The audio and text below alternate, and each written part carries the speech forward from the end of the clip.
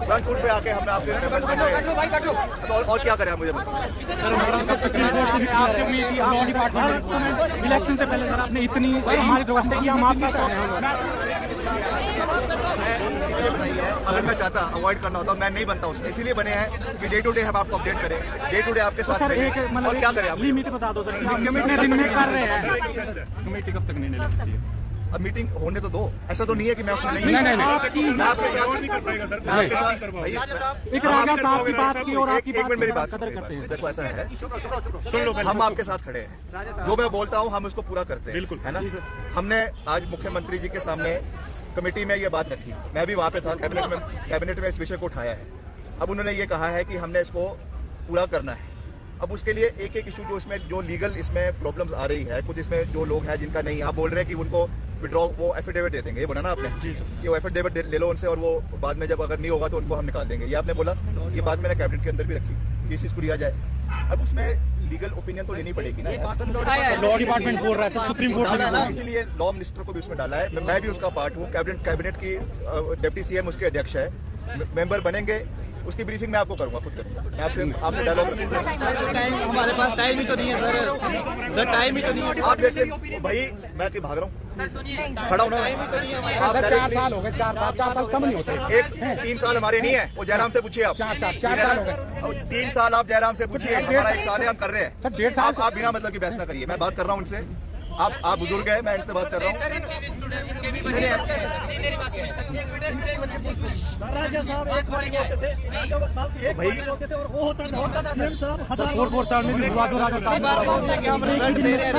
ऐसा थोड़ी होता सर।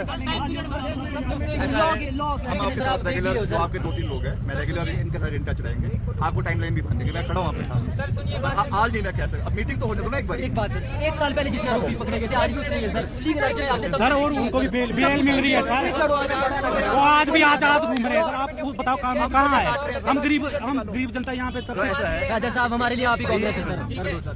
आप हो रहे हैं, आपकी कॉन्स्टिट्यूएंसी है सर, आप ही है सर। 1.5 साल हमारे एमएलए सर, आप ही हमारे मंत्री लगती है, मंत्री चंद्र कुमार बोलते हैं हम आपके रिजल्ट नहीं है, आप हमारे साथ है सर, हम भी खड़े हैं, हम अभी तक वेट कर रहे हैं, 1.5 साल हो गया। ठीक है, मैं आपकी बात सुन ली। आपने हमेशा यही बोला है, न्यूज़ के साथ मैं खड़ा हूँ। आप जो वीडियो देखते रहते हैं हम दिल्ली में, आपने हमेशा बोला है कि मैं खड़ा हूँ, मैं हूँ। ऐसा नहीं होता ना कि एकदम मैं जो मैं चाहता हूँ एकदम हो जाए। अब उसके लिए फाइट तो करना पड़ेगा, उसके लिए सर मैं बता रहा हूँ, ये 4 साल और भी निकल जाएंगे। मैं बता रहा हूँ, हमने भी दुनिया देखी है, ठीक है। हाँ, ये 4 साल ऐसे निकल जाएगी। वो आपकी मर्जी है, आपने ऐसी इस तरीके से बात करनी है, वो आपकी मर्जी है। पर मैं ये बोल रहा हूँ कि वी विल, हम कमेटी में हैं, मैं इशू को देखूंगा, थ्रेड बैक देखेंगे और हम रेगुलर डिस्कशन आपके साथ इस इशू को करेंगे। जल्दी करिए, हम यहीं बैठे हैं, हम यहीं बैठे हैं सर। आज तो नहीं होना ना ये। नहीं सर, क्या टाइम हम यहीं बैठे हैं सर। नेक्स्ट मीटिंग कब है? आपके 2-3 साथी आके वैसे कभी भी मिल सकते हैं, जो भी इशू होगा मैं आपके साथ discuss. Meeting next meeting I am open, मैं लास्ट बार बोल रहा हूँ, I am open for dialogue. हम आपके साथ बैठ के जो होगा, जो हो रहा है, मैं आपके साथ डिस्कशन करूँगा। हम यहीं वेट करेंगे आपको। बोल दिया यार, मैं जो होगा सर यहीं वेट करेंगे आपका। तो पारदर्शिता के साथ करेंगे।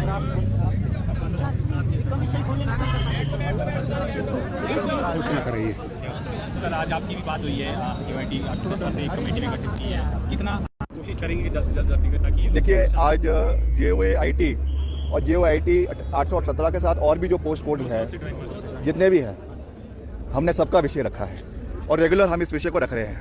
यहाँ पे एक साथी कह रहे थे कि 4 साल से मामला अटका हुआ है, ये हमारी कारगुजारी नहीं है, ये पूर्व सरकार की, और पूर्व सरकार की जो नाकामियाँ थी, जयराम सरकार की जो नाकामियाँ थी, उसकी वजह से ये समस्याएं पैदा हुई है।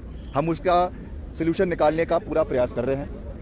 आज इस विषय को मैंने गंभीरता के साथ मुख्यमंत्री जी के समक्ष रखा और मुख्यमंत्री जी ने एक कमेटी डिप्टी चीफ मिनिस्टर की अध्यक्षता में बनाई है और मुझे भी उसमें सदस्य बनाया गया है। और हम इसको थ्रेडबेयर, जितने भी इसमें लीगल इशूज़ आ रहे हैं, जो इसमें कोई इन्वेस्टिगेशन के इशूज़ आ रहे हैं, अब एक एक करके उनको निकालना पड़ेगा। अगर हमने जिन साथियों को लेना है, उसके लिए इन सब चीज़ों को उस लीगल एम्बिट से और जो इसकी इन्वेस्टिगेटिव एम्बिट है उससे बाहर निकालने की आवश्यकता है। तो एक बार जब इसकी कमेटी की बैठक होगी, उसमें हम विस्तार से इसके बारे में चर्चा करेंगे और इन प्रोसेस को शुरू करने का हर संभव प्रयास किया जाएगा। और रेगुलर मैं जो बात करता हूँ, बहुत स्पष्ट तरीके से बात करने में विश्वास रखता हूँ।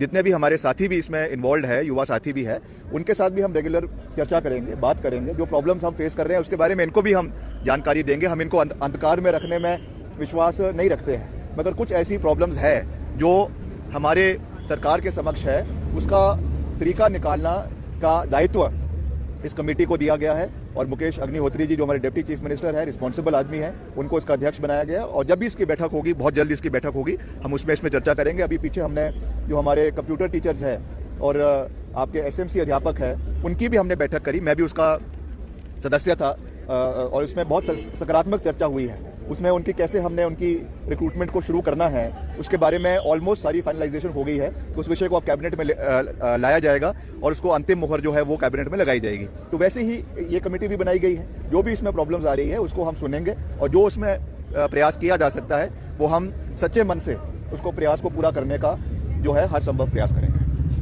विक्रमादित्य सिंह आप लोगों से मिलकर गए हैं, अब क्या लगता है आपको कि अभी सिर्फ वही बातें ही हैं कि कुछ हड़ताल पर उतरेगा? अभी किस तरह का आश्वासन आप लोगों को देंगे? विक्रमादित्य सर ने बोला, उन्होंने राजा साहब ने बोला कि हमने आपके लिए कमेटी बना दी है तो आप हम भरोसा रखो। मैं विक्रमादित्य सर ने ये भी बोला, उन्होंने बोला कि मैंने खुद अपना नाम रिकमेंड करा है इसमें आपके लिए और उन्होंने स्टार्टिंग से हमारा सपोर्ट भी करा है। लेकिन सर सपोर्ट तो वो स्टार्टिंग से कर रहे थे, कमेटी भी बना दी, पर हमें सर अब कैसे विश्वास करें सर?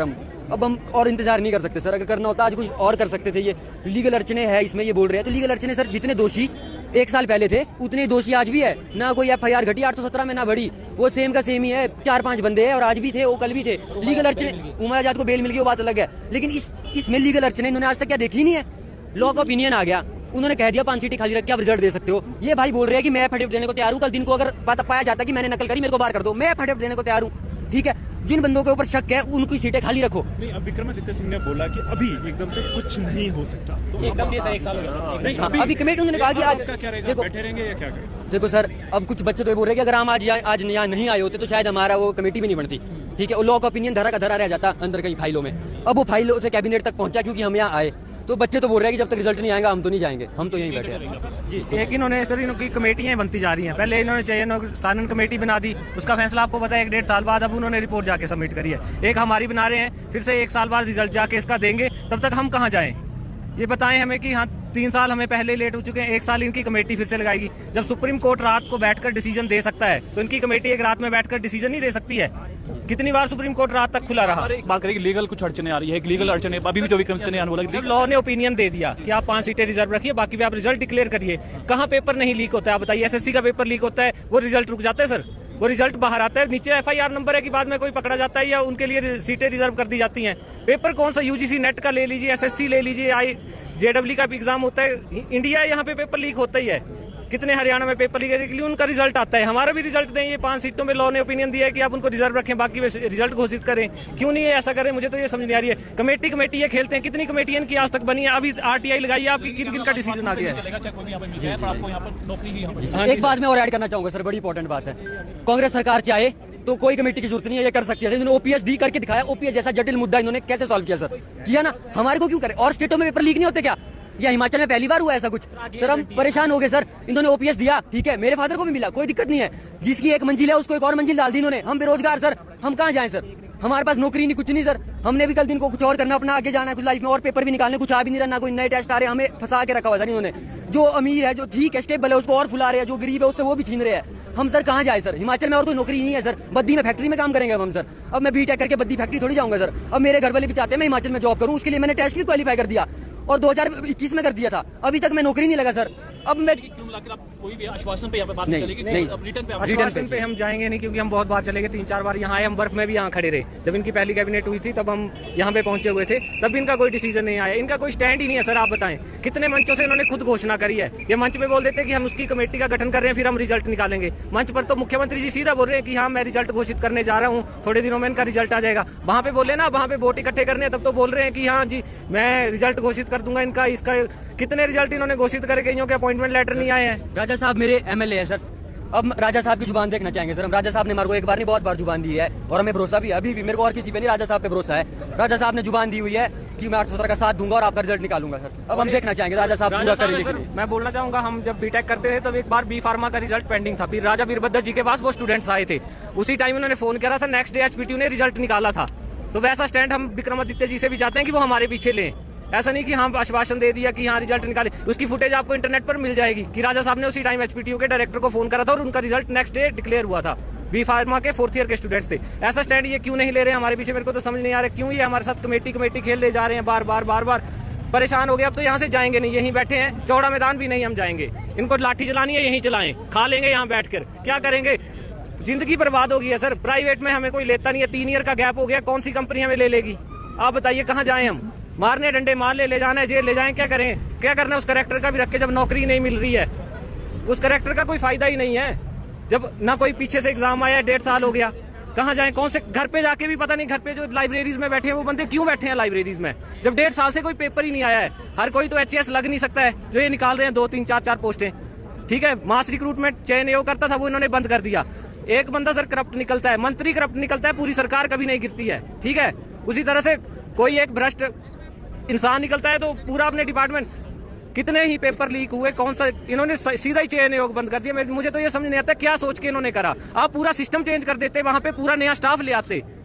ठीक है, जितने वहां पे थे उनकी रिक्रूटमेंट जो पाए गए हैं उनको आप सस्पेंड करते, बाकी उनको आप रिप्लेस करते, कहीं और भेजते। अभी भी तो उनको कहीं पे इन्होंने डेपुटेशन पे भेजा ही है। वैसे भी SP SSC में बहुत कम रिक्रूटमेंट है जो डायरेक्ट होती है, पूरे परे से ये अपने क्लरिकल स्टाफ को लाते हैं और बाकी जो इनका स्टाफ आता है, तो वहां से वो पूरे को वहां से चेंज कर देते। बंद करने का तो कोई इसमें सवाल ही नहीं था। वहां पे सारे भ्रष्ट थोड़ी भी थे, कुछ अच्छे लोग भी होंगे वहां पे। एक सिस्टम होता है, सिस्टम मिले जुले लोगों से ही बनता है। तो मुझे नहीं समझ आती कि क्या इनकी मानसिकता है, क्या चाहते हैं। 1.5 साल बंद हुए को हो गया, कोई एग्जाम नहीं हो रहा है, कहाँ जाएं? पेपर की तैयारी जो कर रहे हैं लाइब्रेरियों में, उनसे भी बोलना चाहूंगा कि आप आए शिमला, क्यों नहीं आप आ रहे हैं? क्या करोगे आप लाइब्रेरी में बैठ के जब पोस्ट ही नहीं आ रही है? 1.5 साल से बंद है, दिसंबर का बंद हुआ है, उसके बाद कोई एग्जाम नहीं है, उसके पहले जो एग्जाम हुए उनके रिजल्ट पेंडिंग है। तो क्या करना है इन्होंने लाइब्रेरी में बैठ के? पहुंचे शिमला की लाइब्रेरी है, हमीरपुर में कितने बैठते हैं, बिलासपुर में, सब आइए आप यहाँ। ऐसे नहीं है कुछ होने वाला, ये बस कमेटियां बनाएंगे। शानन कमेटी बना दी, उसकी कोई रिपोर्ट नहीं है। इतने बेवकूफ है कमेटी में। मैं इनको ये बोलना चाहूंगा, हिमाचल में कौन सा ऑनलाइन पेपर ये करवा सकते हैं कि जी हम ऑनलाइन करवाएंगे एग्जाम? है इनके पास इंफ्रास्ट्रक्चर? IBPS BO का पेपर है, हमारे सेंटर जलंधर आते हैं, जाके जो बंदे पेपर देते हैं उनसे पूछिएगा आप। हिमाचल का बंदा जलंधर जाएगा पेपर देने, पहले उसकी फीस 960 कर दी, कमेटी के रिपोर्ट में आया कि 960 रुपए एक पर्सन से लिया जाएगा। दे पाएगा यहाँ पे कोई एक 960? 360 देने सर मुश्किल चले जाते हैं। कौन सी परिस्थिति से आता है हिमाचल का युवा, ये पता कराएं। अभी भी बिलो पॉवर्टी लाइन हिमाचल का कितना यूथ है, ये तो बस डॉक्यूमेंट्स में दिखा देते हैं कि पर कैपिटा इनकम हिमाचल कितनी है। बेरोजगारी में आप देखिए हिमाचल कहाँ खड़ा है, टॉप पे हिमाचल पहुंच चुका है। क्यों पहुंचा है? 1.5 साल से कोई रिक्रूटमेंट ही नहीं हुई है। चयन योग है वो बंद कर दिया, और इनके जो रिजल्ट थे HPU वैकेंसी निकालती, वहां से कुछ नहीं आ रहा, कहीं से कुछ भी नहीं आ रहा है। कहाँ जाएं ये बताएं तो सही। हमें 1.5 साल से तैयारी हम कर रहे हैं, कहाँ अब क्या करें यहाँ जाके? 3 साल का गैप है, प्राइवेट भी नहीं ले रहा है, तो आप ही बताइए कि क्या करें? कमेटी हमें नहीं चाहिए सर, हमें रिजल्ट चाहिए। हम जाएंगे यहाँ से तब जब यहाँ पे हमारा रिजल्ट डिक्लेयर करेंगे, या तारीख देंगे हमें, कितनी तारीख को आपका रिजल्ट आ जाएगा। चाहे वो 980 पोस्ट कोड है हमारे साथ, 939 है, 903 है, 817 है। मेरे 3 पास है, मैं तीनों के लिए यहाँ आया हुआ हूँ। ठीक है, 817 पास है, 903 पास है, 939 पास है। बताएं ये कि क्या करना है उसका? कुछ एक पेंडिंग है जो दिए थे, कोई वैकेंसी नहीं है। तो मैं यही मुख्यमंत्री जी को बोलना चाहूंगा, रिजल्ट लेके ही जाएंगे। यहीं बैठे हैं, डंडे चलवाने चलवा दीजिए। JP मूवमेंट आपने सुना होगा, वैसा मूवमेंट यहाँ पे भी चलेगा पेंडिंग रिजल्ट के लिए। बिहार में JP मूवमेंट चला था, हिमाचल में अब JOIT और जो पेंडिंग रिजल्ट का मूवमेंट है वो चलेगा। और ये देखेंगे वहां पे भी सरकारें गिरी थी, यहाँ भी सरकार गिरेगी। ठीक है, इनके 20 MLA ऐसे हैं जो 2000 के कम मार्जिन से जीते हैं। ठीक है, वो वोट किसने डलवाए? यूथ ने। OPS ने भी डलवाए होंगे यूथ का। मेरी खुद कॉन्स्टिट्यूएंसी से जो जीत के आए हैं सुरेश कुमार जी, 60 वोटों से वो जीते हैं पूरे हिमाचल में। एक ही MLA जो इतने कम गैप से जीता है, उसको किसने वोट डलवाए? मेरे से पूछे वो आकर वहां मेरे गांव में कि मैंने उनको कितने वोट डलवाए हैं। एक MLA तो हमने इनका जिता के भेजा, और ये हमें आज यहाँ पे आंखें दिखा रहे हैं कि हाँ तुम यहाँ आ जाते हो और ये वो। हम जाएंगे यहाँ से तब जब रिजल्ट डिक्लेयर होगा। ठीक है sir, okay, thank you sir.